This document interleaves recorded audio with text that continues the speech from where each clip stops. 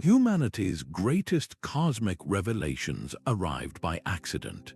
A single astronomer peering through a telescope once saw the heavens moving, a chance observation that shattered our world's central place in the universe. This is the story of those unexpected milestones, the startling discoveries that did not just add to our knowledge but completely rewrote it. You will discover how 28 pivotal moments, from the first proof of other worlds to the echo of creation itself, forever changed what it means to be human in a vast cosmos. We will uncover why the universe is not what we thought, and what the lingering mystery of Martian methane means for our search for neighbors.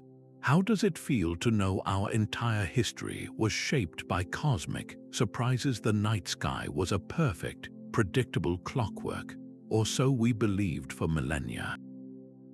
Our world sat motionless at its very heart, a divine stage for the dance of the heavens. But the clockwork had a flaw, a strange and persistent glitch that ancient astronomers could not ignore. Planets would slow in their stately march across the stars, halt, and even reverse course in a baffling loop known as retrograde motion.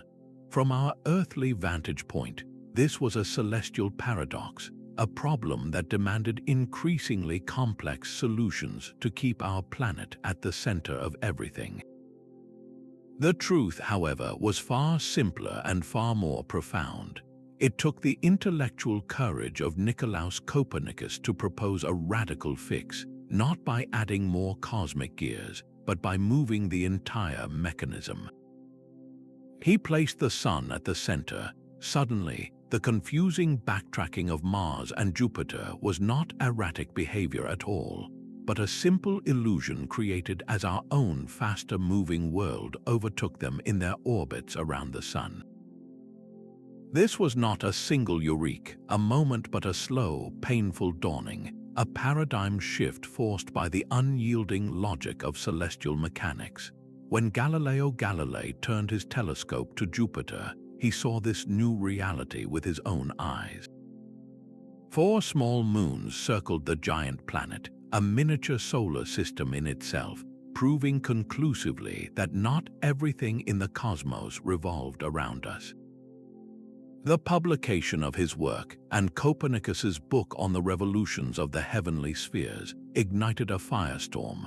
The idea was both empowering and deeply humbling, challenging not just science but the very theological and philosophical doctrines that placed humanity at the pinnacle of creation.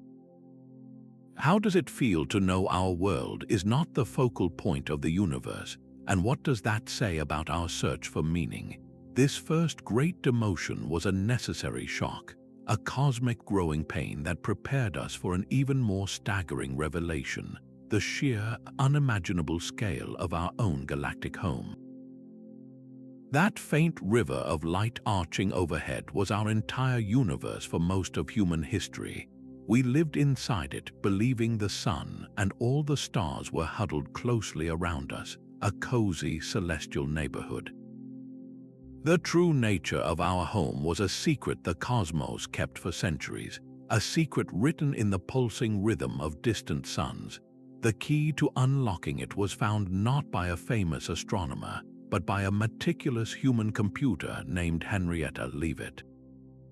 While studying photographic plates at the Harvard College Observatory, she discovered a profound pattern in a class of stars called Cepheid variables. These stars brighten and dim with a regular, predictable beat. Leavitt found that the speed of this pulse was directly tied to the star's true brightness. A Cepheid that pulses slowly is inherently brilliant, while one that flickers rapidly is much dimmer. This was a cosmic revelation. If you know how bright a star truly is, and you measure how dim it appears from Earth, you can calculate its distance. Leavitt had handed humanity a universal yardstick. This simple, powerful tool would soon shatter our understanding of the cosmos. The great astronomical debate of 1920 centered on the spiral nebulae, those faint, fuzzy smudges in the sky. Were they nearby clouds of gas within our own Milky Way, or were they entire island universes, separate galaxies far beyond our own? Using Leavitt's cosmic yardstick, the astronomer Edwin Hubble went to work. He painstakingly searched the great Andromeda Nebula and found Cepheid variables blinking within it. When he calculated their distance, the result was staggering. Andromeda was nearly 1 million light-years away, far outside the boundaries of our own galaxy. In an instant, the universe exploded in size. Our Milky Way was not the entirety of creation, but just one galaxy among countless others. We were suddenly citizens of a much grander cosmos. This new perspective was humbling in another way, too. Another astronomer, Harlow Shapley, had already used star clusters to map the Milky Way's true shape and our place within it. He showed that our solar system was not at the center of this vast, spinning disk of hundreds of billions of stars, but tucked away in a quiet suburban spiral arm. We had been demoted twice, first from the center of the solar system, and now from the center of the galaxy. If our entire world is a mere speck within a single galaxy, itself just one of billions, how could we possibly be alone? This staggering scale made the search for other minds in the universe seem not just possible, but probable. Yet this immense and silent universe was about to reveal its most startling secret, that it was not silent or static at all, but flying apart in a frantic, universal rush. The cosmos, it turned out, was not a still life but a moving picture, a film running in reverse. The shocking truth emerged from the faint light of distant galaxies. Edwin Hubble, working with the most powerful telescope of his age at the Mount Wilson Observatory, made a simple yet terrifying correlation. The farther away a galaxy was, the faster it seemed to be rushing away from us. This was the redshift distance relation, a discovery that tore down our last illusion of a static, eternal universe. The key to understanding this great flight lies in a familiar concept, the Doppler effect. Just as the pitch of a siren drops as a police car speeds away from you, stretching the sound waves, the light from a receding galaxy is stretched. This stretching shifts its light toward the red end of the spectrum. A greater redshift meant a greater velocity. Hubble's graph showed a clean, direct line. The universe's expansion made visible. The implications were staggering. If everything is flying apart now, then long ago, everything must have been compressed together in an unimaginably dense, hot state. The universe had a beginning.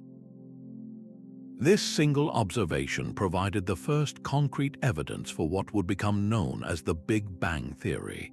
It is a testament to how radical this idea was that even Albert Einstein had initially resisted a dynamic cosmos, famously inserting a fudge factor into his equations to keep the universe static. He would later call this his greatest blunder, yet Hubble did not work in a vacuum. Years earlier, a quieter astronomer named Vesto Slipher had meticulously measured the spectra of dozens of spiral nebulae, finding that most were redshifted, already hinting at a universal retreat. His foundational work provided the crucial data Hubble needed to see the larger pattern, so we are left with a profound question. If the universe is expanding, what was it like at the very start, in that first fleeting moment of existence? The answer to that question would not come from looking out, but from listening in, from a faint, persistent hiss that would turn out to be the echo of creation itself. The faint static hiss was an annoyance, a stubborn ghost in the machine that two radio astronomers at Bell Labs could not seem to exorcise. Arno Penzias and Robert Wilson checked every conceivable source for the persistent noise plaguing their giant horn antenna. They painstakingly cleaned out what they delicately called a white dielectric material, which was essentially pigeon droppings from the receiver. Yet the whisper remained, a uniform signal coming from every direction in the sky, unaffected by the time of day or the season. This was not a technical fault. It was the universe itself speaking in a language they did not yet understand. Meanwhile, just a short distance away at Princeton University, a team of physicists led by Robert Dicke had been actively searching for this exact signal. Jim Peebles and others had calculated that if the universe began in a hot, dense state, it should have left behind a cool, faint afterglow, a relic radiation that would now permeate all of space. When Penzias and Wilson, in frustration, called Dicke to describe their problem, the Princeton team immediately knew what they had found. The annoying static was the cosmic microwave background radiation, the cooled remnant of the universe's fiery birth. It was the smoking gun for the Big Bang. This discovery provided humanity with its first baby picture of the cosmos, a snapshot from when the universe was a mere 380,000 years old. Back then, the entire universe was a searing hot plasma, too dense for light to travel freely. As it expanded and cooled, atoms finally formed, and the first light was set free, streaming across the cosmos. That primordial light, once blindingly bright, has been stretched and cooled by the universe's expansion over more than 13 billion years, fading into the microwave whisper that Penzias and Wilson accidentally detected. But this baby picture was not perfectly smooth. Decades later, satellites like the Cosmic Background Explorer would discover tiny, whisper-thin ripples in this radiation, minute temperature fluctuations that were the gravitational seeds for everything we see today. Those faint wrinkles were the blueprints for galaxies, stars, and ultimately for us. We are literally made from the echoes of those first cosmic imperfections. So we are left with a profound new question. If we can see the universe's birth so clearly, what triggered that explosive beginning in the first place, and what strange physics governed its very first moments? The cosmic background radiation gave us a pristine baby picture, but the universe that grew from it was full of surprises, some of which were completely invisible. Fritz Zwicky, a brilliant and often contentious astronomer, was studying the frantic dance of galaxies within the Coma cluster in the 1930s. He calculated the collective mass of all the stars and gas he could see and compared it to the speed at which the galaxies were orbiting the cluster's center. The numbers did not add up. The visible mass was far too small by a factor of hundreds to generate enough gravity to keep the cluster from flying apart. The galaxies should have scattered into the void long ago. Zwicky concluded there had to be something else there, a huge amount of unseen matter providing the necessary gravitational glue. He called it Dunkel Materie, dark matter. At the time, his idea was largely dismissed. It seemed too outlandish, a fix for a problem few believed was real. Decades later, the evidence became impossible to ignore, thanks to the meticulous work of Vera Rubin. She focused not on giant clusters, but on individual spiral galaxies, carefully mapping how fast stars orbit around their galactic centers. According to the laws of gravity, stars on the outer edges of a galaxy, far from the central bulge of mass, should orbit much more slowly, just as Pluto moves more sluggishly around the Sun than Earth does. But Rubin's data revealed something astonishing. The stars at the edge were orbiting just as fast as those near the center.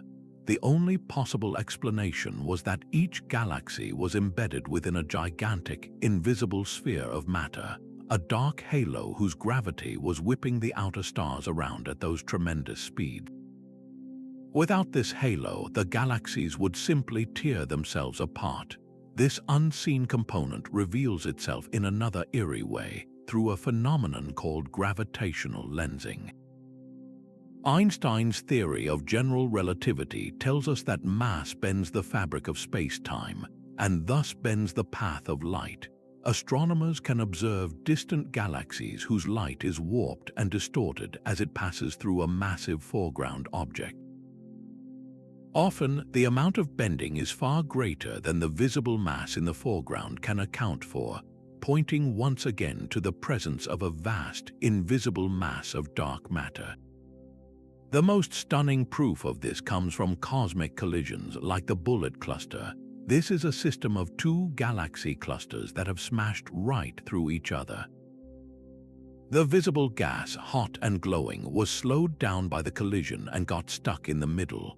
But the maps of total mass made by measuring gravitational lensing show that most of the mass, the dark matter, sailed right through the collision untouched and now lies far away from the gas. This proves dark matter is not just some exotic type of regular matter. It is something that does not interact with light or with itself. It only feels gravity. So what is it? We simply do not know. This stuff that makes up roughly 85% of all matter in the universe is a complete mystery. Its gravitational pull is the cosmic scaffolding that drew ordinary matter together to form the first galaxies, the very architecture of our visible world. Yet we are made of the rare minority, the visible stuff that constitutes less than a fifth of all matter. Teams of scientists are hunting for dark matter particles in ultrasensitive detectors buried deep underground, shielded from cosmic rays, hoping to catch a fleeting interaction. So far, the universe has kept it secret. What does it mean that the vast majority of the cosmic material is an unknown, invisible presence, a ghostly framework we can only infer? This hidden component of the cosmos, however, is balanced by an even more mysterious and dominant force, one that is not pulling the universe together but actively tearing it apart. Gravity should have been putting the brakes on the universe. After the immense push of the Big Bang, every single particle, every galaxy, was meant to be fighting a long, slow tug of war against the collective pull of all the matter in the cosmos. The only question for astronomers was whether there was enough matter to eventually pull everything back together in a big crunch, or if the universe would just coast forever, its expansion slowing to a near standstill. Then, in 1998, the answer came, and it was neither. The universe was not slowing down at all. It was speeding up. This discovery was so shocking that the two teams who made it, one led by Saul Perlmutter and the other by Brian Schmidt and Adam Rees, spent months triple-checking their data, convinced they had made a mistake. They were using the universe's most reliable mile markers, Type 1, a supernova. These are the violent explosions of white dwarf stars that cross a specific mass threshold. Because they all explode in nearly the same way, they all reach nearly the same peak brightness, making them perfect standard candles. By carefully measuring how bright these supernovae appeared from Earth, the teams could calculate their precise distance. They could then compare this distance to the supernova's redshift, which tells us how much the universe has expanded since the light left the star. The results were unequivocal. The most distant supernova, the ones whose light had been traveling for billions of years, were significantly fainter than they should have been. This meant they were farther away than anyone had predicted. The only possible explanation was that the expansion of the universe had been slower in the past. Some mysterious force was now actively pushing galaxies apart, accelerating the cosmic expansion against the will of gravity. This force was given a name that perfectly captures our ignorance: dark energy. The frontrunner for what it might be takes us back to Einstein. His equations for general relativity originally contained a fudge factor he called the cosmological constant, a repulsive energy inherent to the fabric of empty space itself. He introduced it to force a static universe, later calling it his greatest blunder. But what if he was right for the wrong reason? What if empty space is not nothing, but possesses a tiny, intrinsic energy that causes it to push outward? As the universe expands, more space comes into existence, which means more of this repulsive energy, leading to ever faster expansion. The fate this paints for our cosmos is a lonely one. Not a fiery collapse, but a slow, cold fade. As acceleration continues, distant galaxies will eventually be pushed away so fast that their light can no longer reach us. The cosmic horizon will shrink. Far in the future, any civilization looking up at the sky would see only blackness and the faint, nearby stars of their own galaxy, with no evidence that a wider universe ever existed. The discovery of dark energy was a triumph of careful, competitive science, with two teams racing to the same unbelievable conclusion. It revealed that the dominant ingredient in our universe, making up about 68% of everything, is a repulsive force we do not understand. We are living in a cosmos ruled by a ghost. If this invisible energy is shaping the entire destiny of reality, what other fundamental truths are we completely blind to? This grand view of the cosmos, from its accelerating expansion to the dark energy that drives it, inevitably pulls our focus back to our own small, rocky planet and the profound question of whether we are its only tenants. Our place in the cosmos seemed comfortably special for a time. We had found our solar system, with its single life-bearing world orbiting in a perfectly temperate zone, to be a rare and fortunate sanctuary. Yet the next unexpected milestone was a philosophical one, a quiet revolution in thought that prepared us to see the universe not as a stage built for us, but as a vast field of possibility. This is the Copernican Principle extended to its logical conclusion. It is the idea of mediocrity, the profound suggestion that there is nothing privileged about our position, our planet, or even our biology. The same laws of physics and chemistry operate in every distant nebula and around every far-off star. The hydrogen that fuels our sun fuses in the same way in stars a billion light-years away. The carbon that forms our bodies is forged in stellar furnaces just like those we see scattered across the night sky. If the ingredients are universal and the processes are uniform, then the emergence of life could be a natural and perhaps common outcome wherever conditions permit. This shift in perspective was not just academic, it was the essential fuel for the entire field of astrobiology. Why search for something you believe to be unique? But if life is a probable cosmic phenomenon, then the search becomes the single most important scientific endeavor of our species. The statistical argument is staggering in its simplicity. With hundreds of billions of stars in our galaxy alone, and most of those stars likely hosting planets, the number of worlds that could resemble Earth is not just large, it is astronomically vast. This philosophical groundwork was powerfully reinforced by discoveries right here at home. We found life thriving in places we once considered utterly hostile, in boiling acid, in crushing ocean depths under immense pressure, and in rocks buried deep beneath the Antarctic ice. These organisms, called extremophiles, prove that life is not a delicate flame but a tenacious force, capable of adapting to a breathtaking range of environments. It demolished the narrow definition of a habitable zone and suggested that life could find a way in the subsurface oceans of icy moons or in the methane lakes of distant worlds. Even our own cosmic backyard provided a lesson in humility with the reclassification of Pluto. Its demotion from planet to dwarf planet was a public and poignant reminder that our categories are not fixed cosmic law.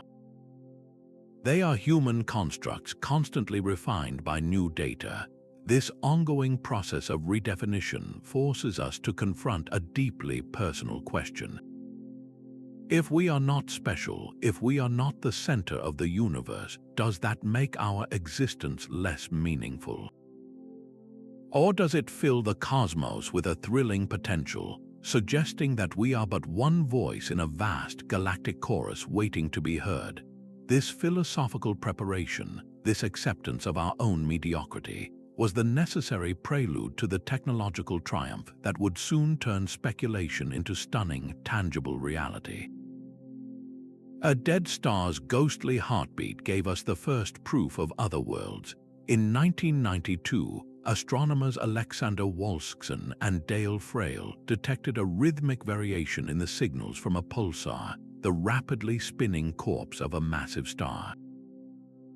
The timing was off, not by much, but by just enough to reveal the gravitational tug of 2, and then 3, planets locked in a grim dance around this stellar remnant. It was a stunning discovery, proving that planets could form in the most violent and unlikely environments. But the true revolution came 3 years later, when Mitchell Mayer and Didier Queloz pointed their telescope at 51 Pegasi, a sun-like star a mere 50 light-years away. They were using a method so delicate it borders on the impossible, the radial velocity technique. Imagine a star not as a perfectly fixed beacon, but as a cosmic partner in a slow, graceful dance with its unseen planetary companions. The gravity of an orbiting planet, even a giant one, pulls the star in a tiny circle, causing it to wobble ever so slightly. As the star wobbles toward us, its light is compressed, shifting slightly toward blue. As it wobbles away, the light stretches, shifting toward red. Mayer and Queloz instruments were sensitive enough to detect this subtle stellar dance, a rhythmic color change revealing a planet where none was thought possible. The world they found, 51 Pegasi b, was a monster, a gas giant with about half the mass of Jupiter, but it was orbiting so close to its star that its year lasted only 4 Earth days. This was a hot Jupiter, a type of planet that defied all our models of solar system formation. We had assumed other systems would look like ours, with small, rocky worlds close to the star and gas giants in the deep freeze farther out. The universe, it seemed, was far more creative. This discovery flung the doors wide open, and a new generation of planet hunters rushed through. The most prolific tool became the Kepler Space Telescope, which used a different but equally ingenious method, the transit. Kepler did not look for wobbles, it simply stared, unblinking, at a single patch of sky containing over 150,000 stars, watching for the telltale, recurring dimming that occurs when a planet crosses in front of its star. It was looking for shadows, and it found them by the thousands. The data revealed a cosmic zoo of worlds far stranger than any science fiction. There are super-Earths, rocky planets many times the mass of our own, and mini-Neptunes, gaseous worlds that have no analog in our solar system. There are planets with years that last only hours, and others that wander in the eternal darkness of deep space, untethered to any star. Theoretical models suggest some worlds, rich in carbon, could experience literal diamond rain with crystallized carbon hailing down from the skies. We have found planets orbiting binary stars, real-life Tatooines, and planets in the habitable zone, that Goldilocks region where temperatures might allow for liquid water. The Kepler mission transformed our perspective from a solitary example to a statistical certainty. Planets are not the exception, they are the rule. Most stars in our galaxy have at least one world circling them. We have gone from a lonely cosmos to a crowded one in a single generation. This explosion of known worlds has fundamentally shifted the central question of astrobiology. We no longer ask if other planets exist. We now ask on which of these countless worlds has life taken hold. But finding a planet is one thing. Finding signs of life on it is a challenge of an entirely different magnitude. How do you search for biology across the light years? The answer lies in a new kind of alchemy, learning to read the very colors of distant worlds for the ghostly signatures of a living world. Water was the one ingredient we thought made our world special. For centuries, Earth was the solar system's only known oasis, a brilliant blue marble swimming in a desert of desolate rocks and gas giants. That comforting isolation has completely shattered. We now know water is a shockingly common commodity, scattered across our cosmic neighborhood in forms both familiar and utterly alien. This discovery began with our closest companion, the Moon. The L-Cross mission sent a rocket slamming into a permanently shadowed crater at the lunar South Pole, and a following spacecraft flew through the resulting plume, analyzing the debris. The data was unequivocal. It had found significant amounts of water ice preserved for billions of years in the frigid, sunless cold. This was not a dry, dead world after all. On Mars, the evidence is written across the landscape in the ghostly outlines of river deltas, dried-up lake beds, and deep canyons carved by ancient floods. Our rovers have trundled across this dusty, fossilized seabed, analyzing rocks that formed in the presence of liquid water. Even more stunning, radar data has revealed what appears to be a lake of liquid water, buried deep under the ice of Mars's South Pole. The story of water, however, becomes truly spectacular when we leave the inner solar system. The Galileo spacecraft's flybys of Jupiter's moon Europa revealed a world with a cracked, icy shell that shifts and floats on a global ocean. This is not a small sea, but a body of salt water containing more than twice the volume of all the water in Earth's oceans combined. Then came Cassini at Saturn. It witnessed geysers of water vapor and ice crystals erupting from the south pole of the tiny moon Enceladus, shooting hundreds of miles into space. The spacecraft flew directly through these plumes, tasting them, and found they contained not just water, but organic molecules and salts, a veritable soup of potential ingredients for life. This changes everything. How does water, the very essence of life, get everywhere? A great deal of it was delivered long ago, a gift from countless comets and asteroids that bombarded the young planets. But the real magic is not just the presence of water, but its persistence. On worlds like Europa and Enceladus, the gravitational tug of war with their giant parent planets squeezes and flexes their cores, generating immense heat through a process called tidal heating. This heat prevents their subsurface oceans from freezing solid and may even power hydrothermal vents on the seafloor, chemical-rich oases not unlike those on Earth where life thrives in total darkness. The definition of a habitable zone has exploded. It is no longer just the narrow orbital band where a planet is the right temperature for liquid water on its surface. A habitable world can be an ice-covered moon, warmed from within by the gravitational embrace of a giant planet.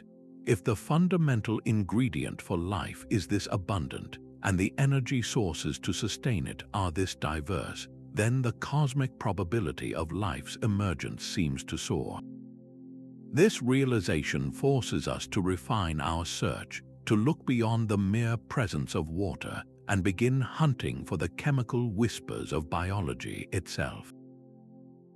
The search for life has moved from a dream to a forensic science, a meticulous hunt for chemical whispers in alien soil and air. The most tantalizing and frustrating of these clues is the ghost of methane on Mars. Our robotic geologists, the Curiosity and Perseverance rovers, are equipped with the most sophisticated mobile laboratories ever sent to another world. They are not just looking for water or interesting rocks, they are actively sniffing the thin Martian air and drilling into billion-year-old sediments, searching for the molecular fingerprints of life known as biosignatures. Methane is a powerful signal because here on Earth, the vast majority of it is produced by living organisms. When Curiosity detects a sudden, localized spike of methane in Gale Crater, it is like a distant, intermittent alarm bell. The problem is that methane can also be made by non-living processes, like certain rock-water reactions deep underground. the mystery deepens because these methane plumes appear and vanish unpredictably, and they do not behave as our models predict they should, suggesting something active is either producing or destroying the gas right now. This is not the first time Mars has teased us.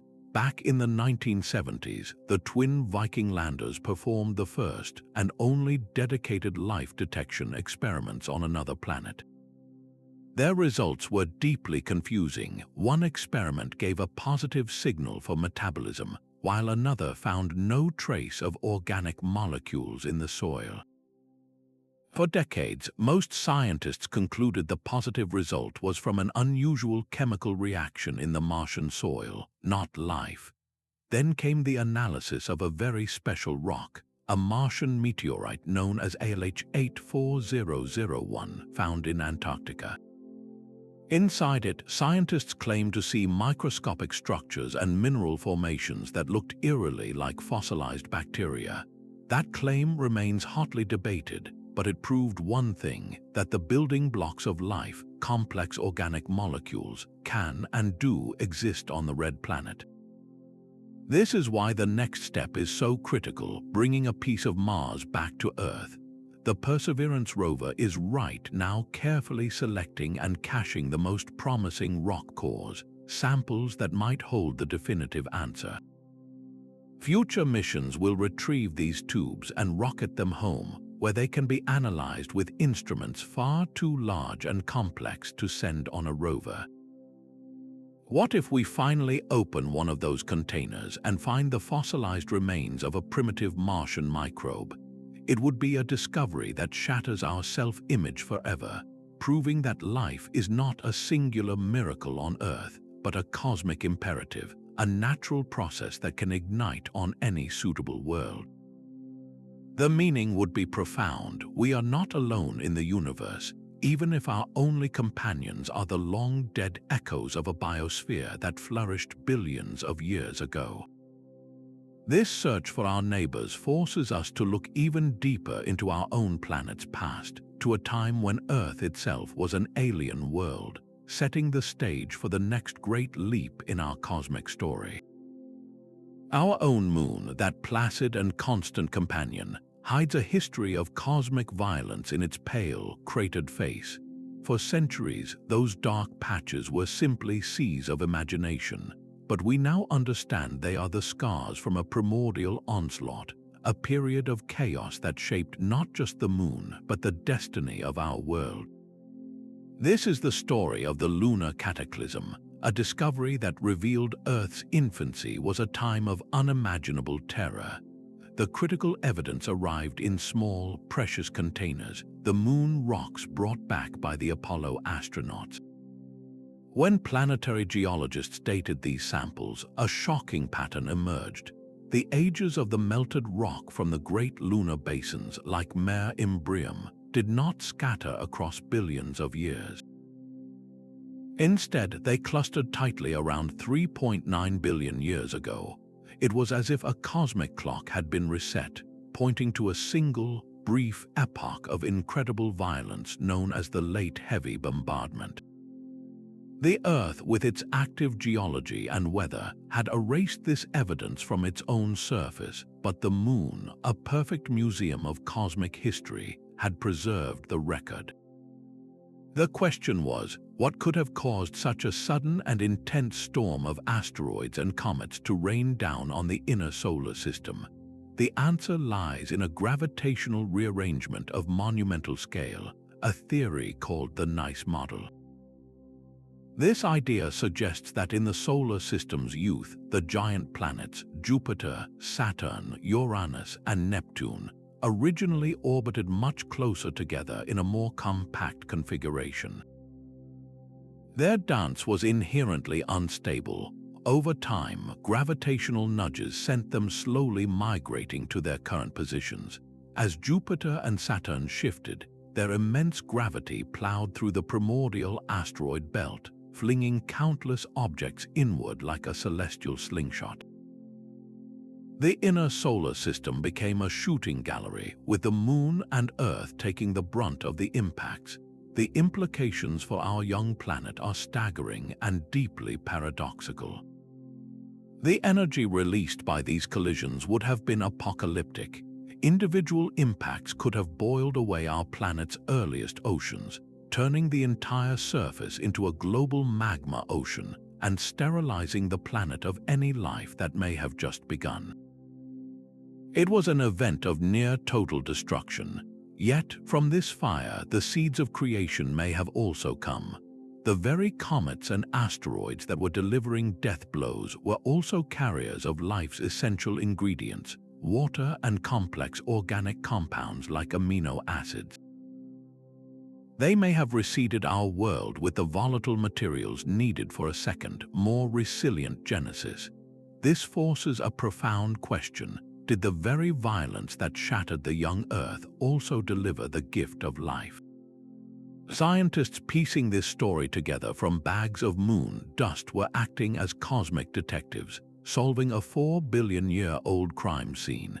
This understanding completely reframes our search for life elsewhere. A stable, peaceful solar system might seem like the ideal cradle, but our own history suggests that chaos and cataclysm are not just destructive forces, they can be creative ones. The violent shuffling of planets, the delivery of water by comets, these may be essential steps in the recipe for a living world. So when we look at a distant exoplanet orbiting calmly in its star's habitable zone, we must now wonder, did it too endure a trial by fire to earn its peace? For a century, it was a ghost in the equations, a prediction so subtle that even its creator doubted we would ever sense it. Einstein's theory of general relativity described a universe where space and time were not a static stage but a dynamic fabric, a cosmic trampoline. Massive objects like stars and planets would warp this fabric, and violent cosmic events would send ripples through it, waves in the structure of space-time itself. These gravitational waves were not just a mathematical curiosity, they were a fundamental prediction of how the universe operates. The problem was their faintness. By the time these ripples crossed the cosmos to reach us, the distortion they caused was almost unimaginably small. The quest to detect them became one of the greatest technological challenges in the history of science. It required building an instrument of almost impossible sensitivity, one capable of measuring a change in distance thousands of times smaller than the nucleus of a single atom. This instrument was LIGO, the Laser Interferometer Gravitational Wave Observatory.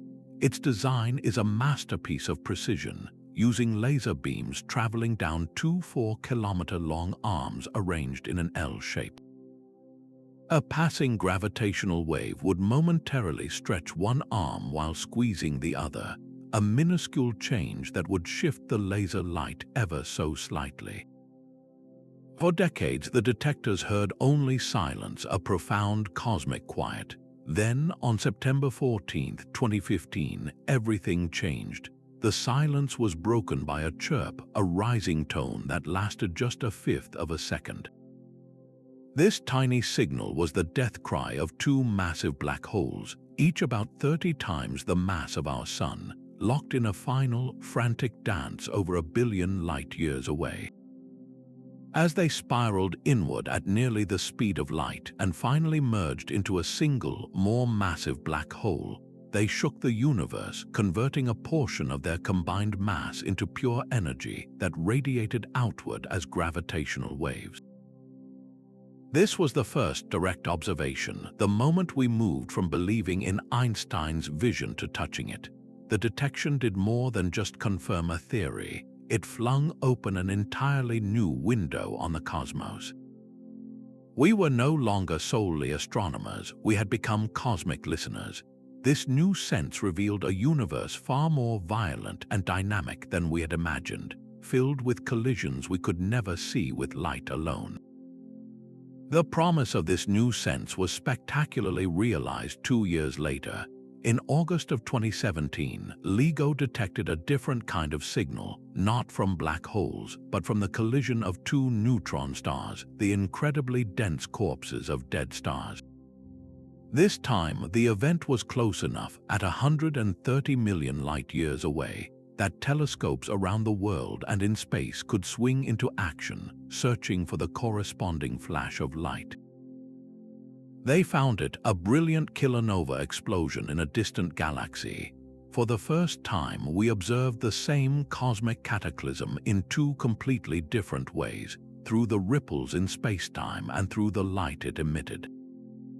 This multi-messenger event was like watching a silent movie and suddenly hearing the soundtrack. The combined data allowed scientists to confirm that these incredible collisions are the universe's primary forges for the heaviest elements.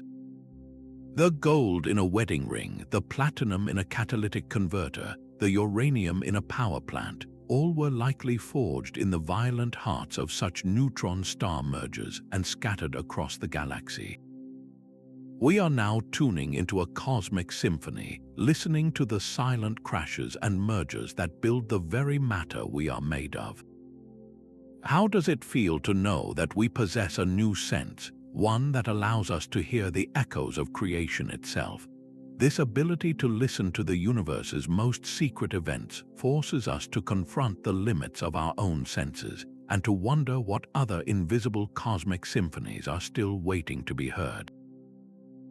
The ultimate manifestation of gravity finally came into view, not as a monstrous void, but as a delicate ring of fire. This was the shadow of the black hole at the heart of the galaxy M87, a cosmic titan weighing in at 6.5 billion times the mass of our Sun. To see it required a telescope the size of our entire planet. The Event Horizon Telescope was not a single instrument, but a global collaboration, synchronizing the data from radio observatories from the high deserts of Chile to the frozen peaks of Hawaii and even the South Pole. By pointing all these dishes at the same point in the sky at the exact same time, astronomers created a virtual dish as wide as Earth itself, a feat of coordination that yielded an almost impossibly sharp focus. The data they collected was so vast it could not be sent over the internet. It was physically shipped on hundreds of hard drives to central processing centers. For years, this mountain of information was the puzzle, a cosmic jigsaw with most of the pieces missing. Assembling the final picture required brilliant new algorithms, and a key architect of this effort was computer scientist Katie Bauman, whose work exemplified the collaborative spirit driving modern discovery. Her team developed the crucial methods to translate the sparse, noisy data into a coherent image.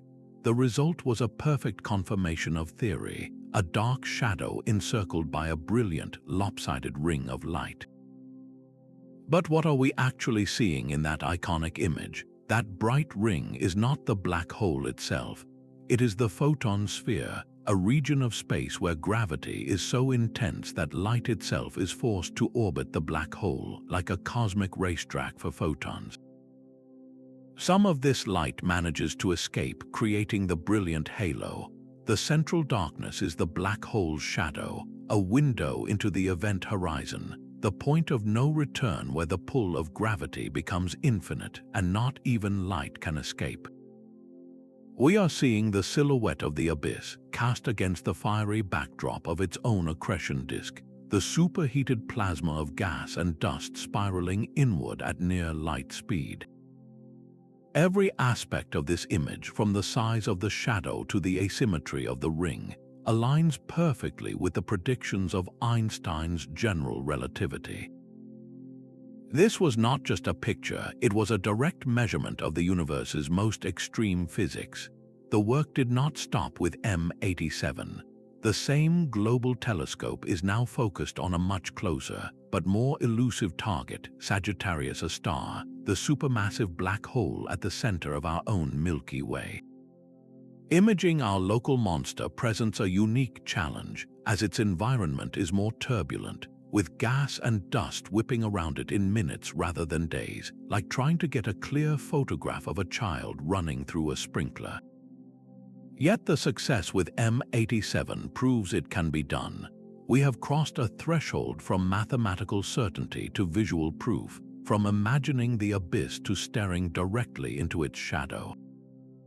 How does it feel to possess a technology that can make the invisible visible, to photograph an object that, by its very nature, devours light? This triumph pushes the very boundaries of observation, forcing us to ask what other cosmic impossibilities might soon be brought into the light. Our solar system's true boundary lies not in the orbit of Neptune, but in a frozen, theoretical shell nearly a light year from the Sun. This is the Oort cloud, a concept that redefined our cosmic neighborhood as something far grander and more mysterious than we ever pictured. In 1950, the Dutch astronomer Jan Oort tackled a fundamental puzzle. Why do long-period comets, those spectacular visitors that grace our skies only once every few thousand or even million years, arrive from every possible direction, not just from the flat plane where the planets orbit? His brilliant deduction was that a vast, spherical reservoir of icy remnants must surround us, a gravitational nest holding perhaps trillions of frozen objects. This cloud is the ultimate source of these primordial wanderers. The Oort cloud itself has never been seen. Its individual bodies are too distant and dark for our telescopes. But we see its influence every time a new comet streaks into the inner solar system. The orbits of these long-period comets are the ghostly fingerprints of the cloud's existence. So what sends them on their long journey toward the Sun? They are cosmic marbles, gently nudged from their frozen slumber. The gravity of a passing star, or even the subtle tidal pull of our Milky Way galaxy as a whole, can disturb their delicate balance, sending them tumbling inward on voyages that last millions of years. This is different from the comets originating in the Kuiper belt, that disk of icy bodies beyond Neptune that gives us short-period comets like Halley. The Oort cloud is far more immense and envelops the entire solar system in a giant, tenuous sphere. Think of it as the solar system's final attic, filled with untouched relics from its construction. These icy planetesimals are the leftover building blocks from the protoplanetary disk, the very same material that coalesced to form Jupiter, Saturn, and our own Earth. When we witness a great comet, we are seeing a piece of our own origin story, a time capsule that has been kept in deep freeze since the dawn of our world. One of the most magnificent examples was Comet Hale-Bopp in 1997, a brilliant long-period comet that shone for months. Its immense size and spectacular dust tail suggested it was a first-time visitor from the deep Oort cloud, a pristine sample of the early solar system making a once-in-an-eon appearance. This forces a humbling realization. The Sun's gravitational sway does not end with the last planet. It extends nearly halfway to the next star, a domain filled with ancient ice. We live inside a vast, invisible archive, a museum of our own creation whose frozen exhibits occasionally swing into view, reminding us of our humble, icy beginnings. A single point of light between Mars and Jupiter ignited a cosmic mystery. In 1801, astronomer Giuseppe Piazzi discovered Ceres, a new world where many expected one to be. Soon others followed: Pallas, Juno, Vesta, a cascade of small bodies that transformed a theoretical gap into a populated zone, the asteroid belt. For over a century, a romantic and dramatic idea took hold, the notion that this was the graveyard of a shattered planet, a world torn apart by some ancient cataclysm. The truth, uncovered through celestial mechanics and the hard data of space probes, is far more profound. The asteroid belt is not a demolition site. It is a construction zone that was never finished, a place where the process of planet formation was arrested. The culprit is Jupiter. The giant planet's immense gravity created a powerful gravitational maelstrom in that region.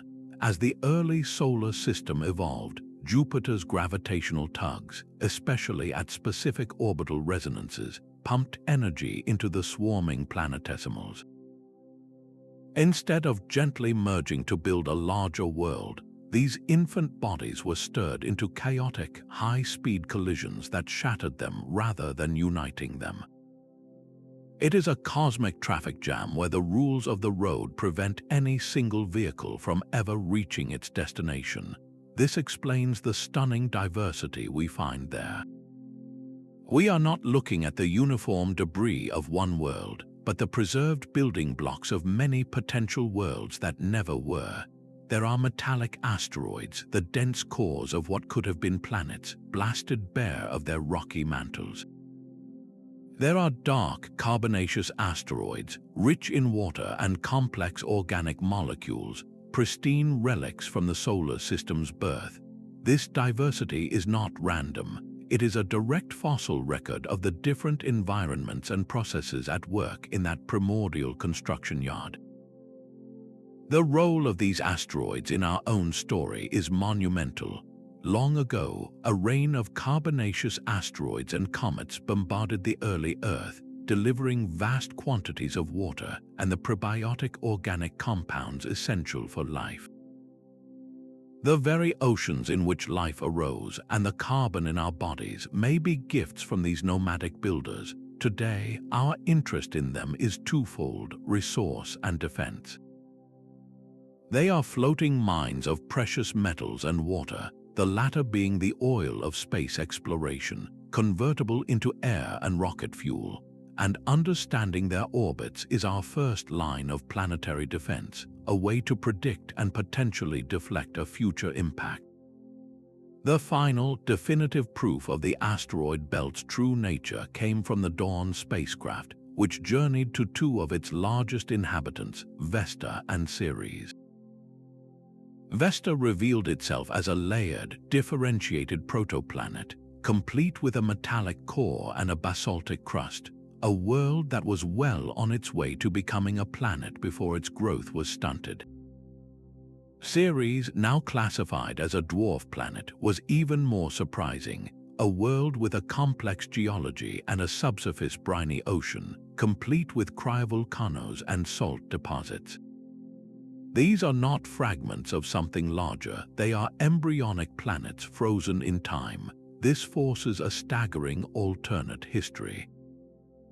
If Jupiter's gravity had not dominated that space, would a fifth rocky planet larger than Mars now orbit between it and the gas giant? How would its presence have altered the gravitational dynamics of the entire solar system, perhaps even preventing the migration that triggered the late heavy bombardment? The asteroid belt stands as a permanent monument to the disruptive power of giants, a reminder that a solar system's final architecture is not just about what forms, but what is forever prevented from forming. That colossal, swirling eye has been watching us for centuries. Jupiter's great red spot is a storm so vast our entire planet could be swallowed within it, a hurricane that has raged for at least 400 years. Its enduring presence taught us a fundamental truth, that weather is not a phenomenon unique to rocky worlds with solid ground. This was our introduction to gas giants as vast, dynamic atmospheric laboratories, where the rules of fluid dynamics play out on a staggering, planet-sized scale. The real surprise came when we got a closer look. The Voyager probes revealed the incredible complexity of Jupiter's cloud bands, with jet streams screaming at over 300 miles per hour. The Galileo mission dropped a probe directly into the Jovian tempest, sampling its composition. And now the Juno spacecraft has shown us the planet's poles, a sight that defied all expectation. Instead of a single vortex, we found chaotic clusters of giant, tightly packed cyclones, each the size of a continent, arranged in geometric patterns that remained stable for years. These are weather systems unlike anything else in our solar system. What fuels storms that last for centuries? The engine is twofold. Jupiter spins at a breathtaking speed, completing a day in just under 10 hours. This rapid rotation whips the atmosphere into a frenzy of organized bands. More crucially, the planet has a powerful internal heat source, left over from its formation, bubbling up from the deep interior. This heat drives convection on a massive scale, creating updrafts and downdrafts that power the cyclones and anticyclones. The Great Red Spot itself is a colossal high-pressure system, an anticyclone spinning in the opposite direction of the low-pressure zones around it. Yet even this ancient storm is changing. Precise measurements show it is shrinking, its famous oval shape becoming more circular. Some models suggest it could dissipate within our lifetimes, or perhaps merge with other, smaller storms.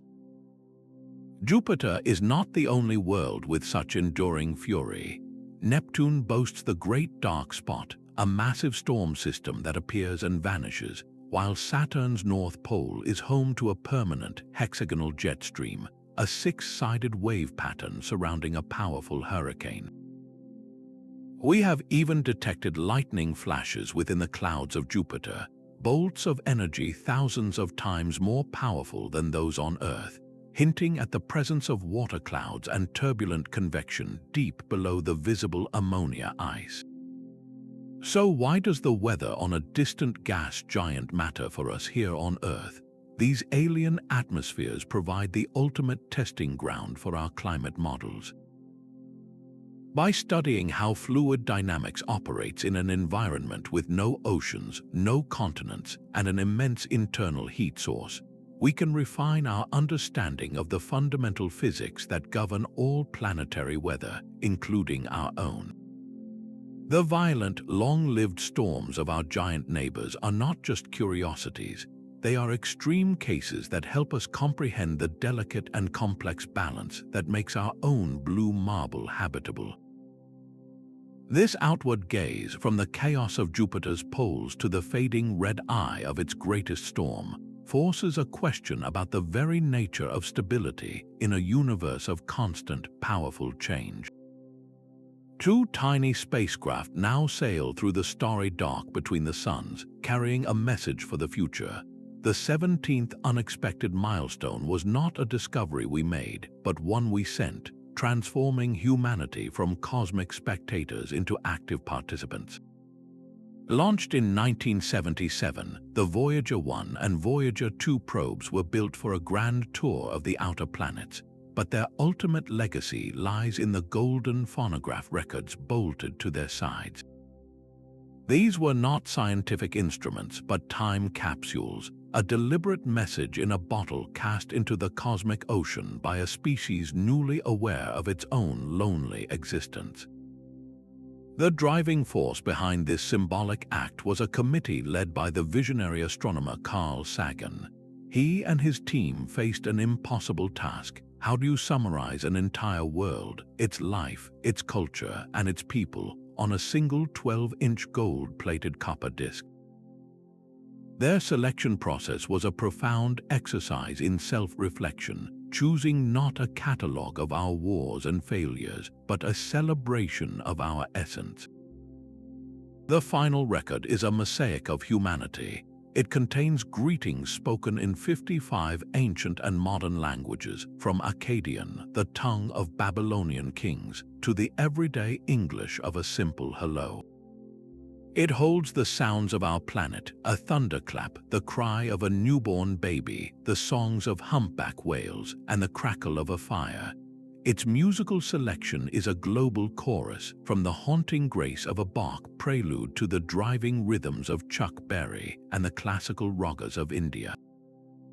Etched into the grooves are 115 analog encoded images, diagrams showing our place in the galaxy, the structure of our DNA, and the graceful forms of human beings.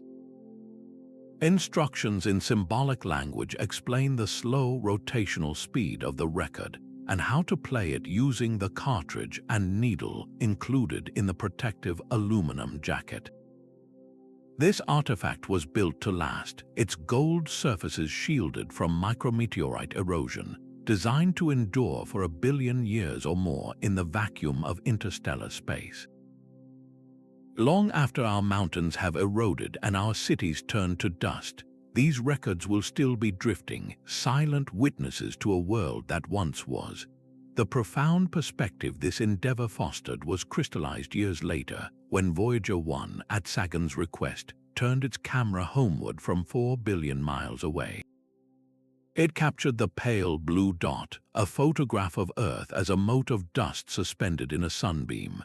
In that single, humbling image, all of human history, every triumph and tragedy, every explorer and emperor played out on a tiny speck of light.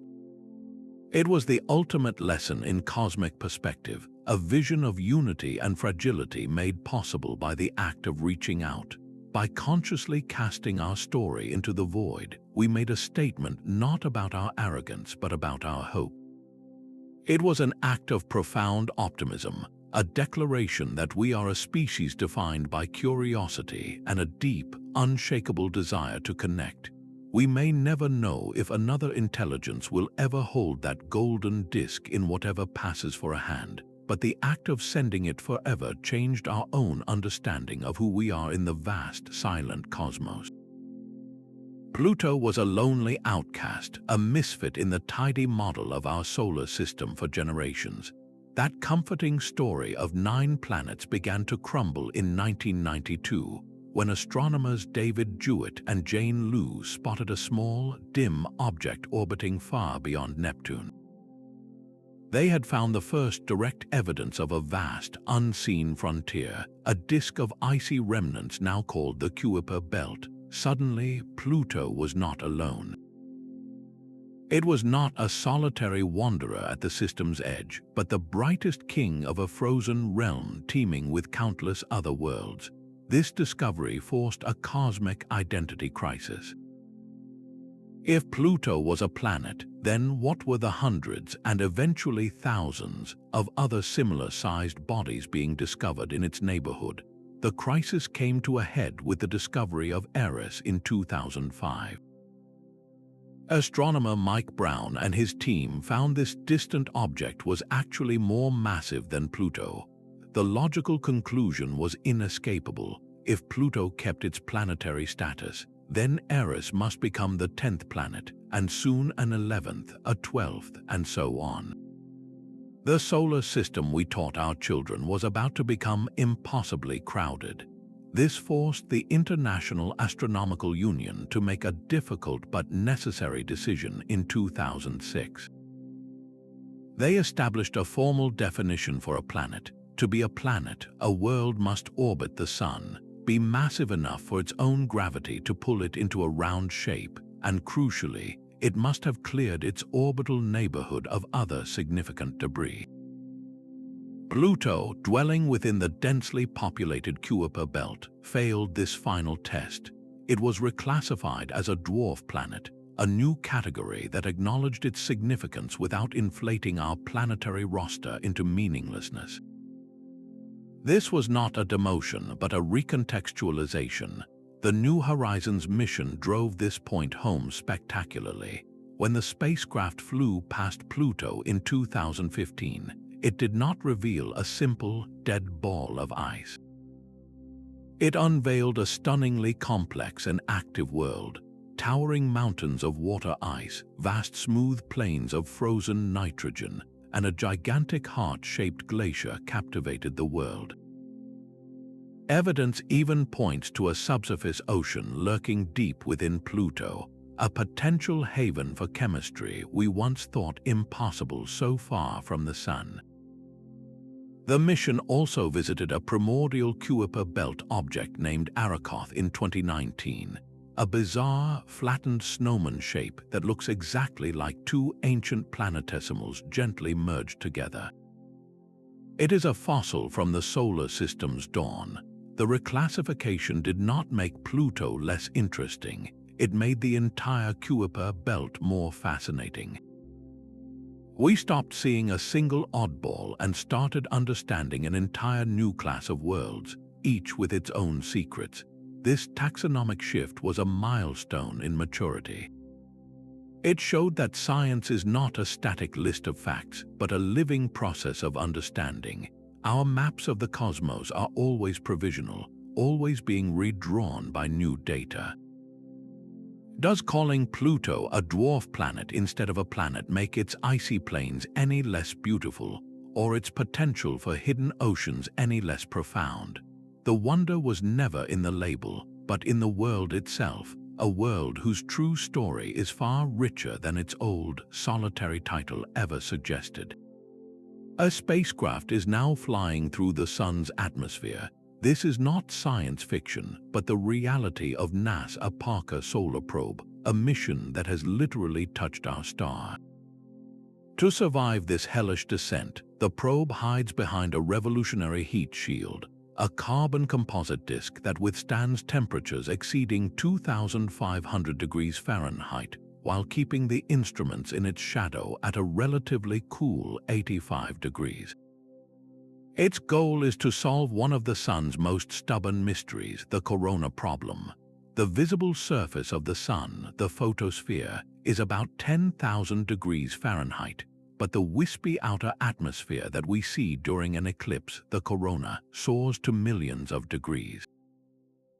For decades, physicists have asked the same question: how does the atmosphere get hotter the farther you move away from the fire?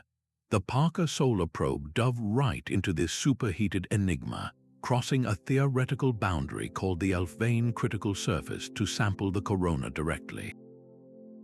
Inside this realm, the probe made a startling discovery: giant, S-shaped kinks in the Sun's magnetic field lines, which scientists call magnetic switchbacks. These structures are like cosmic whips cracking in the solar wind, and they appear to be dumping enormous energy into the corona, acting as a primary heater for this inexplicably hot atmospheric blanket. The probe also found clues about the environment right near the Sun, spotting a zone largely free of the fine dust that pervades the rest of the inner solar system, vaporized by the intense heat. These are not just abstract findings, they are fundamental clues to the mechanics that drive the solar wind, the constant stream of charged particles that flows from the Sun and bathes the entire solar system. This mission carries the name of the man who first predicted that wind, the astrophysicist Eugene Parker. In the 1950s, his theory was initially dismissed, but it was soon proven correct. Decades later, a healthy 91-year-old Parker witnessed the launch of the first spacecraft ever named for a living person, a moment of profound validation for a lifetime of scientific insight. The data streaming back from his namesake probe is now refining his original ideas, revealing the solar wind's finer details and its acceleration mechanisms. So why does this matter for us here on Earth? The solar wind is the carrier of space weather.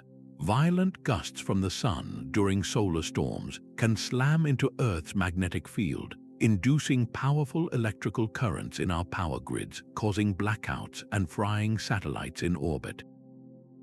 By understanding the origin of the solar wind and the forces that heat the corona, we learn to predict these solar outbursts.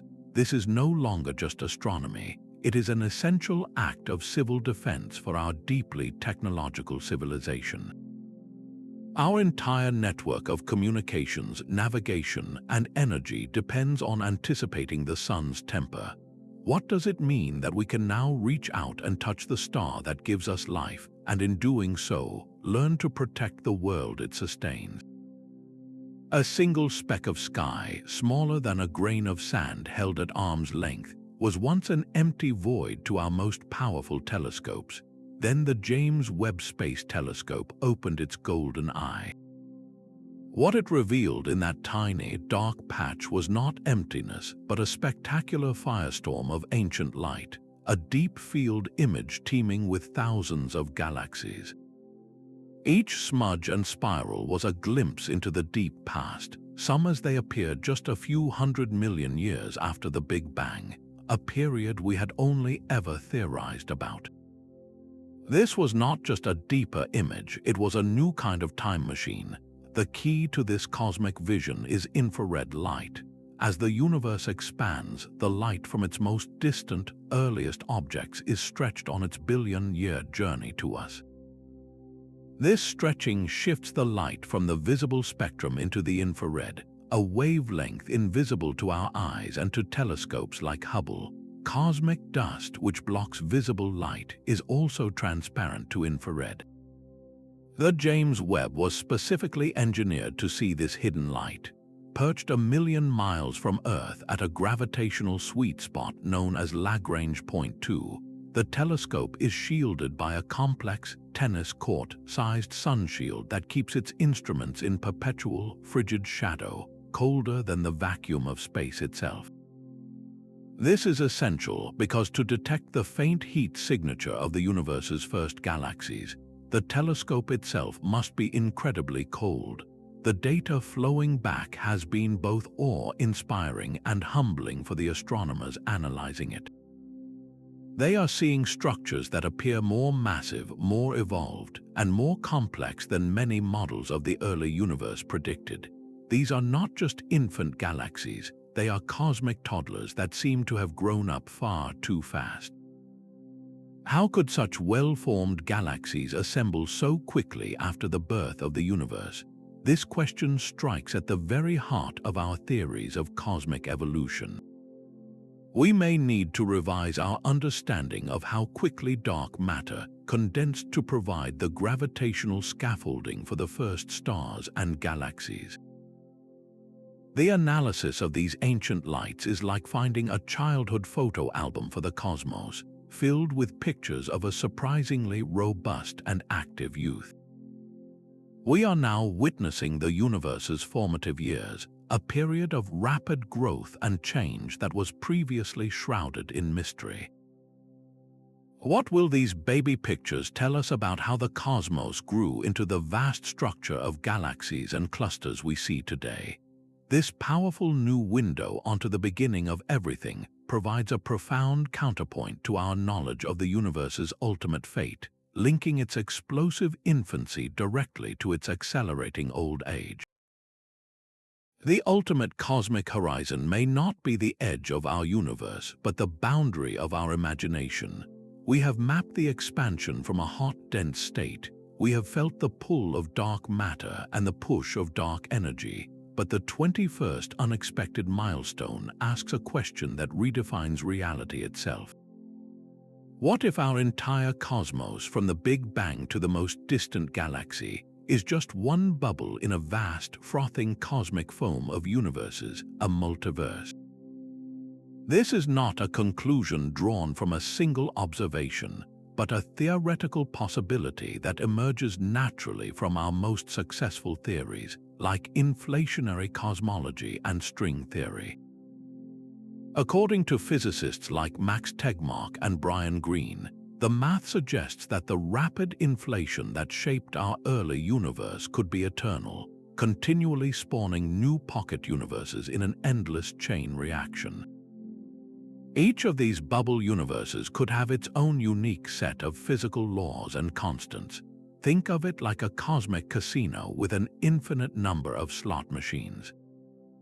Each pull of the lever creates a new universe with randomly dialed settings for gravity, the strength of nuclear forces, and the mass of electrons. In almost all of them, the combination is a losing one, producing a universe that is too unstable for atoms to form or too empty for stars to ignite. But in a very, very few, the jackpot hits, and the constants align perfectly to allow for the emergence of galaxies, planets, and life. This offers a potential answer to one of the deepest mysteries in physics, the apparent fine-tuning of our universe for our existence. It is not that the universe was designed for us, but that we simply exist in one of the rare universes where our kind of life was possible. This idea branches into different levels. The inflationary multiverse gives us bubble universes beyond our cosmic horizon. The quantum many-worlds interpretation suggests that every possible outcome of a quantum event actually happens, splitting our reality into an ever-branching tree of parallel histories. The scientific debate is fierce, centered on a fundamental principle: can the multiverse ever be tested? If we cannot observe these other universes, is the idea still science, or has it crossed into metaphysics? Some researchers hunt for potential evidence within our own cosmos, like looking for a bruise in the cosmic microwave background, a strange pattern that could be the scar from a long-ago collision with another universe bubble. So far, no such imprint has been found. This leaves us with a deeply personal philosophical question. If ours is just one of a possibly infinite number of universes, does that render our existence meaningless, a mere statistical fluke in an unimaginable ensemble? Or does it imbue our single, fragile bubble of reality with an even more precious and extraordinary quality? We are left staring at the limits of knowledge, wondering if the ultimate structure of everything is a single, elegant universe, or a chaotic, unobservable infinity of them. The universe's fundamental numbers feel unnervingly perfect. The strength of gravity, the mass of a proton, the precise energy in the vacuum of space. If any of these values were altered by even a fraction of a percent, the cosmos would be a very different and almost certainly lifeless place. Gravity slightly stronger, and the universe would have collapsed back on itself in a swift big crunch. The nuclear force slightly weaker, and hydrogen would never fuse into helium, leaving the universe without stars. This apparent cosmic fine-tuning led to a profound philosophical milestone, the Anthropic Principle. In its simplest form, the weak Anthropic Principle observes a selection effect. We can only find ourselves in a universe capable of producing us. It is not that the universe is fine-tuned for life, but that life only arises in those rare, finely tuned corners where it is possible. The more controversial strong Anthropic Principle ventures further, suggesting the universe must, in some sense, have properties that allow life to eventually emerge. The most stunning example is the cosmological constant, the energy density of empty space driven by dark energy. Calculations show that if this value were a little larger, the universe would have blown itself apart before galaxies could form. A little smaller and gravity would have pulled everything back together. Its actual value is balanced on a knife edge of staggering precision. Another crucial case involves the element carbon, the backbone of life as we know it. In the 1950s, the astronomer Fred Hoyle famously predicted that carbon must have a specific, previously unknown resonance state inside aging stars. He argued that without this precise nuclear energy level, stars could not forge carbon from helium, and carbon-based life would be impossible. When experiments confirmed his prediction exactly, it seemed as if the universe itself had conspired to make our existence feasible. So are we the beneficiaries of an unimaginably lucky cosmic lottery ticket, or is there a deeper reason? Some physicists argue that fine-tuning is an illusion, a placeholder for a theory we do not yet possess. Perhaps a future theory of everything will reveal that the constants of nature are not free parameters but the only possible values, locked in by a deeper, more elegant unity. This philosophical puzzle is not merely academic, it brings a sharp focus to our practical search for other life. If we are truly just lucky, then life should be incredibly rare, a single, fragile flame in a vast, dark, and indifferent cosmos. But if we find that life has emerged independently on another world, it would suggest the universe is not just habitable, but abundantly and robustly fertile, pushing the needle away from chance and toward something far more compelling. The silence of the cosmos is a profound and unsettling mystery. In the middle of the 20th century, physicist Enrico Fermi, amidst a casual conversation about the high probability of alien civilizations, posed a devastatingly simple question. But where is everybody? His point was stark. Given the vast number of stars and the immense age of the universe, the galaxy should be teeming with life, its presence obvious. Yet we hear nothing but a great, unnerving silence. This contradiction is the Fermi Paradox, a puzzle that forces us to question not only our place in the cosmos but the very future of our own civilization. To understand the weight of this silence, scientists often turn to the Drake equation, a framework for estimating the number of communicative civilizations. It multiplies factors like the rate of star formation, the fraction of stars with planets, and the number of habitable worlds. The equation then enters more uncertain territory, factors like the actual emergence of life, the evolution of intelligence, and the critical variable, the lifespan of a technological civilization.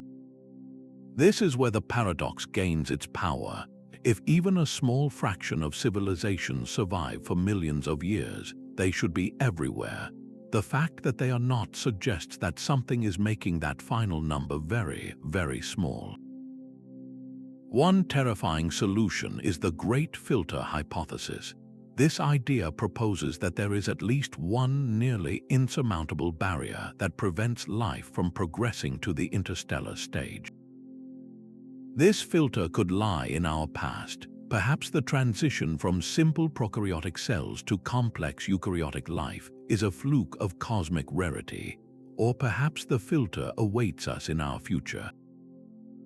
It might be that all technological species inevitably discover some technology, perhaps nuclear weapons or advanced artificial intelligence, that leads to their self-destruction.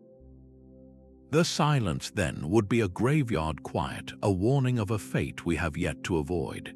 Other solutions are less grim but equally mind-bending. Perhaps intelligent life is common, but it is simply too alien for us to recognize. Their methods of communication might be as incomprehensible to us as a radio broadcast would be to a medieval farmer. Or maybe advanced civilizations are inherently transient, achieving a post-biological state and moving beyond the physical universe into digital realms we cannot perceive, or simply losing interest in starfaring and turning inward. Our search for answers has evolved. For decades, SETI, the search for extraterrestrial intelligence, has scanned the skies for deliberate radio signals. Now the hunt has expanded to look for technosignatures, indirect evidence of advanced engineering. We search for signs of massive structures, like Dyson spheres that might encircle stars to harvest their energy, or for the chemical fingerprints of industrial pollution in the atmospheres of distant exoplanets. This search was electrified by the strange case of Tabby's star, which exhibited bizarre, unpredictable dimming that some initially speculated could be caused by a vast alien megastructure under construction. Further study pointed to a more natural, though still unusual, explanation: clouds of cosmic dust. Yet the episode highlights our newfound ability to look for these cosmic clues. So what does the Great Silence mean for us? Is it a cautionary tale, suggesting that the challenge of maturity is one most species fail? Or is it an invitation, a quiet galaxy ripe for us to explore and perhaps one day fill with our own voices? The enduring question of the Fermi Paradox ultimately holds up a mirror. Are we looking at an empty cosmos, or are we simply too young to understand the conversation already happening all around us?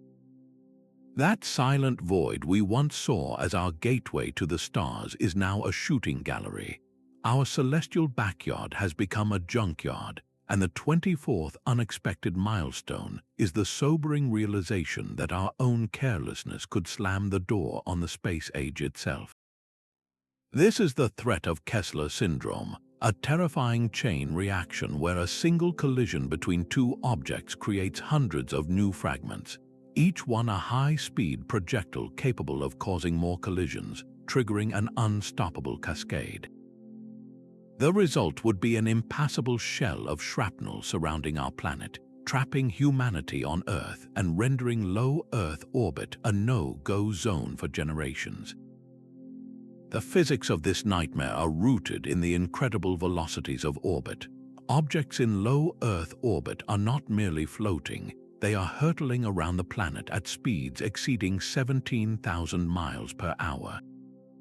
At that velocity, a tiny fleck of paint carries the kinetic energy of a bowling ball swung at full force. A single screw becomes an armor-piercing round. The 2,000 active satellites that power our modern world, from GPS and weather monitoring to global communications, now share their highway with over 100,000 pieces of trackable debris larger than a marble, and millions more too small to monitor but still potentially catastrophic. This invisible cloud grows denser every year. The reality of this threat was made terrifyingly clear in 2009, when an active Iridium communications satellite and a defunct Russian Cosmos satellite collided nearly 500 miles above Siberia. The impact was not a gentle bump.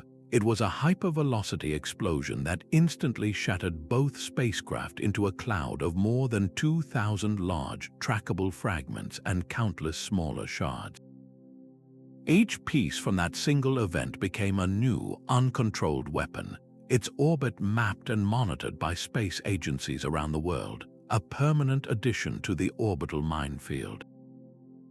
This is the Kessler syndrome in miniature, a stark preview of the runaway chain reaction we must avoid at all costs.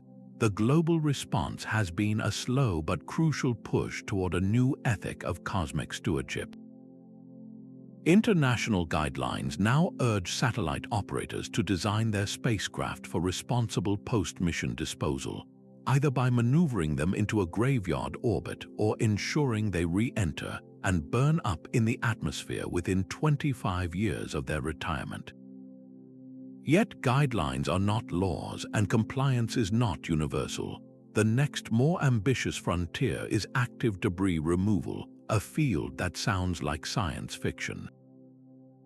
Proposed solutions include giant nets, harpoons, and robotic arms to capture and to orbit large defunct satellites, and even powerful ground-based lasers to nudge smaller fragments down into the atmosphere. These are the garbage trucks of the 21st century, and their development is no longer a luxury, but a necessity for our continued presence in space. How does it feel to know that our greatest achievements, the satellites that connect our world and the platforms that gaze into the cosmos, are perpetually one unlucky collision away from being lost? This challenge forces a profound responsibility upon us. To be a spacefaring species, we must first learn to be good custodians of our own orbital neighborhood, proving we can manage the legacy of our ambition before we reach for the worlds beyond. The roar of a rocket landing back on its own legs was once the stuff of science fiction. For decades, spaceflight was a one-way ticket for hardware, a staggeringly expensive endeavor where the most powerful machines ever built were discarded into the ocean after a single use. This changed not with a government decree, but with a corporate gamble. The 25th unexpected milestone is the commercialization of space, a fundamental shift from a state-sponsored race to a vibrant, chaotic, and entrepreneurial frontier. The iconic moment arrived in December 2015, when a SpaceX Falcon 9 booster, after launching a payload of satellites toward orbit, reversed its course, fired its engines, and descended gracefully onto a landing pad at Cape Canaveral. It did not crash, it did not explode. It stood tall, smoke billowing from its base, a used rocket ready to be refueled and flown again. That single landing was a revolution in economics. Reusability shattered the cost barrier, turning spaceflight from a national spectacle into a potential business. The driving philosophy behind companies like SpaceX and Blue Origin is not merely to visit space, but to make humanity a multi-planetary species, an ambition fueled as much by profit as by exploration. This has unleashed a torrent of innovation, with private firms now ferrying astronauts and cargo to the International Space Station, a service once exclusive to a handful of world powers. The new space economy is already taking shape in the sky above us. Companies are deploying mega constellations of thousands of small satellites to blanket the globe in high-speed internet, a project that promises to connect the remotest regions but also raises concerns about cluttering the orbital environment. The first space tourists have already breached the atmosphere, paying millions for a few minutes of weightlessness and a view of the curved Earth.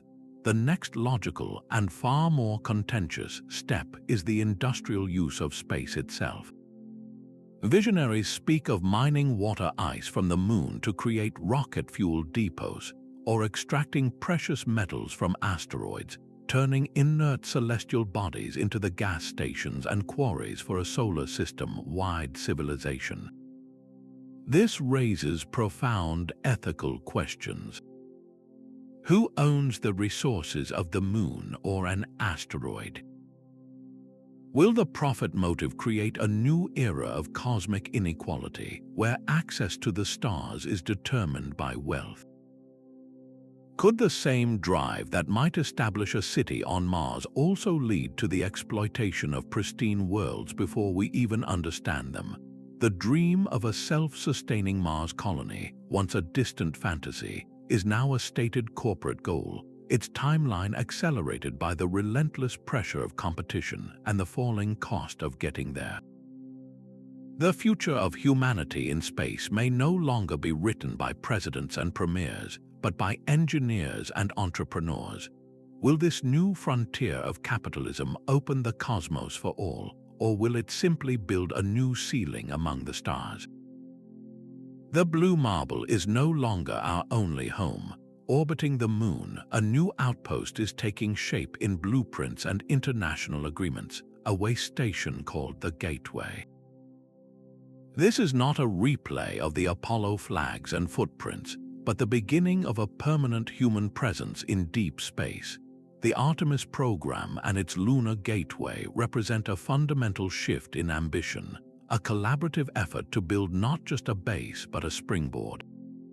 The Gateway will be a small, modular station where astronauts can live and work for months, a reusable platform for descending to the lunar surface, and a vital testbed for the systems needed to survive the 18-month journey to Mars. Think of it as a cosmic campground and a garage combined, a place to learn how to live far from Earth's immediate protection.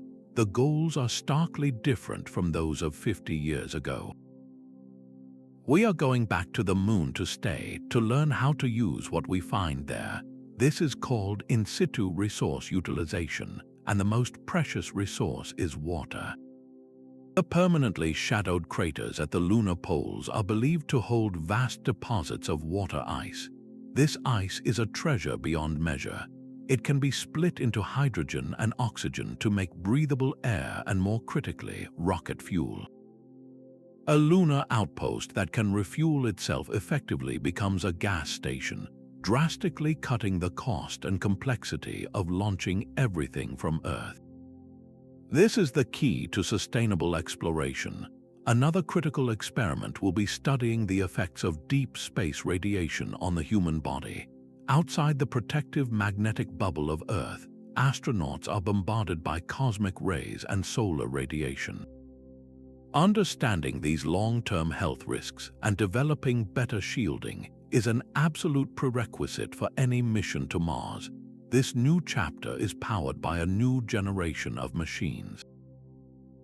NASA's Space Launch System is the most powerful rocket ever built, designed to hurl the Orion crew capsule and Gateway modules toward the moon. In parallel, commercial vehicles like SpaceX's Starship are being developed as potential lunar landers and eventually interplanetary transports. The timeline is both ambitious and methodical. The plan is to return humans to the lunar surface by the middle of this decade, establish a sustained presence through the Gateway and surface camps, and use that foundation to launch the first human mission to Mars potentially in the 2030s or 2040s. This endeavor echoes the spirit of the International Space Station, with space agencies from North America, Europe, Japan, and Canada contributing modules and expertise. But this time, the collaboration is aimed beyond our orbital nest toward the true black of interplanetary space. So we must ask, as these plans solidify from dream to metal, are we finally on the verge of becoming a multi-planet species? What will it mean for the long-term survival of humanity to have a foothold on another world, and how will that step change our evolution, not just biologically, but as a civilization? That tiny lander clinging to a comet's surface tasted the primordial dust and found the scent of life itself. The Philae lander from the Rosetta mission, against all odds, detected the amino acid glycine and a host of other organic molecules on Comet 67P. This was not a suggestion, it was a definitive chemical analysis performed millions of miles from Earth. The basic building blocks of our existence are not homegrown, they are cosmic contraband, shipped to our young planet by countless icy delivery trucks. This discovery confirmed what chemists had long suspected. The universe is a vast, albeit unconscious, chemist.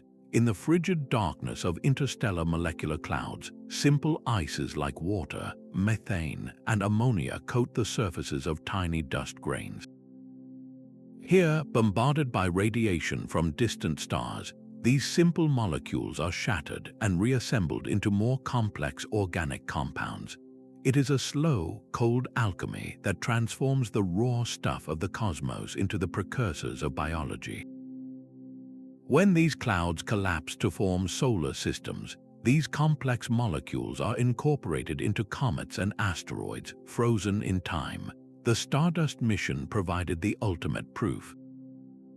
It flew through the coma of Comet Wild 2, extending a tray of a substance called aerogel, a material so light it is mostly air.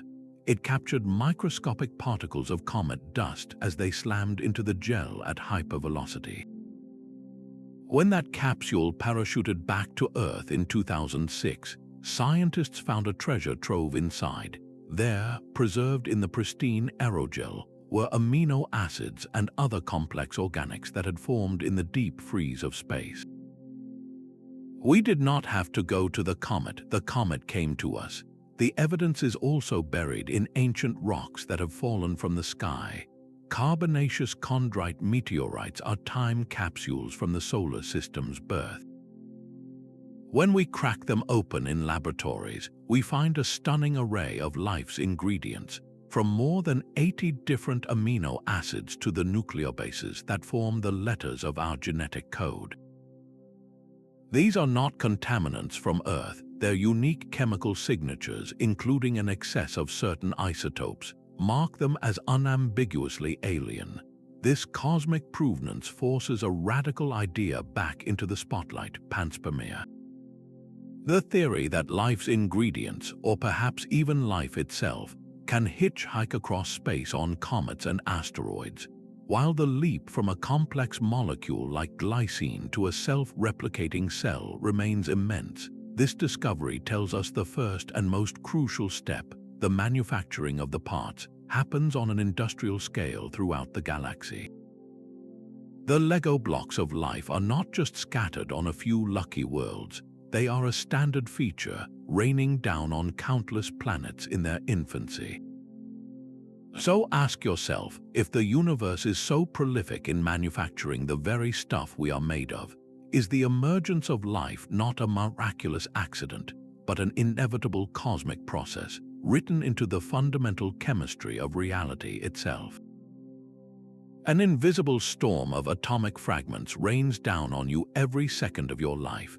These are cosmic rays, a relentless hail of high-energy particles, mostly protons, that strike our atmosphere with energies that dwarf anything produced in the most powerful particle colliders on Earth. Their origin has been one of the most persistent puzzles in astrophysics, a century-long detective story to trace these invisible bullets back to their cosmic guns. The fundamental challenge is that these particles are electrically charged. As they travel across the galaxy and beyond, they are whipped and spun by interstellar magnetic fields, their paths twisted into a hopelessly tangled knot. By the time one reaches our detectors, it is impossible to look back and see where it came from. The original direction is lost. It is like trying to find the source of a leaf caught in a hurricane. So how do we solve a mystery where the clues have no address? The answer lies in statistics and in catching the rarest, most powerful particles of all. For the lower energy cosmic rays, the ones originating within our own Milky Way, the prime suspects are the shock waves from supernova explosions. These expanding shells of debris act like gigantic, natural particle accelerators. A proton can bounce back and forth across the shock front, gaining a little more energy with each pass until it is eventually flung out into space at nearly the speed of light. But the very highest energy cosmic rays, the ones that carry the energy of a well-thrown baseball in a single subatomic particle, are a different beast entirely. They are too powerful to be confined by our galaxy's magnetic fields. They must come from beyond. To catch these ultra-rare events, scientists built the Pierre Auger Observatory, an immense detector covering over 1,000 square miles of Argentine grassland. It does not look for the particles themselves, but for the massive showers of secondary particles they create when they slam into the upper atmosphere, a sprawling avalanche of light and energy. By mapping millions of these events, the Auger team found a faint but crucial clue: a slight anisotropy. This means the very highest energy cosmic rays are not arriving from all directions equally. There is a faint preference, a statistical leaning in the sky that points toward sources outside our own galaxy. This is the first real hint of an address for these extreme particles. The leading candidates for such immense accelerators are the most violent engines in the cosmos: active galactic nuclei, where supermassive black holes devour matter and blast out jets of plasma stretching for millions of light years. Or gamma-ray bursts, the most luminous explosions since the Big Bang, which might focus their incredible energy into narrow beams capable of launching particles to these unbelievable speeds. The case was strengthened dramatically by a different kind of messenger. Deep in the Antarctic ice, the Ice Cube Neutrino Observatory detected a single, high-energy neutrino arriving from a specific direction in the sky. Astronomers swung their telescopes to that patch of cosmos and found a blazar, a type of active galaxy pointed directly at Earth, in a state of intense eruption. This was a landmark in multi-messenger astronomy. The neutrino, a ghostly particle that travels in a straight line unaffected by magnetic fields, had delivered a clean subpoena, directly implicating the blazar as a cosmic ray factory. We are living at the crossroads of an invisible bombardment, our planet constantly probed by atomic shrapnel from supernova remnants, black hole jets, and stellar cataclysms. These particles connect the infinitesimally small to the impossibly large, carrying encrypted messages about the most extreme physics in the universe. What other stories of cosmic violence are written in this silent, atomic